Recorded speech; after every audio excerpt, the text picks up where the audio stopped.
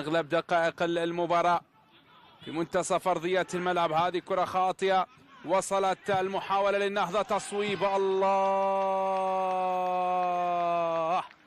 الله على كرة تسكن في الشباك بتصويبة وتسديدة قوية من ميسوكي بيري، ياتي من خلالها هدف المباراة الأول للراقي النهضاوي. ياتي خطأ دفاعي كان فادح، التصويبة كانت من قبل ميسوكي، سكنت في الشباك واتى من خلالها أول صاحب الهدف الوحيد ميسوكي بيري جان. عرضية أحمد الكعبلان الراسية لا تأتي، لا زالت حاضرة. الله،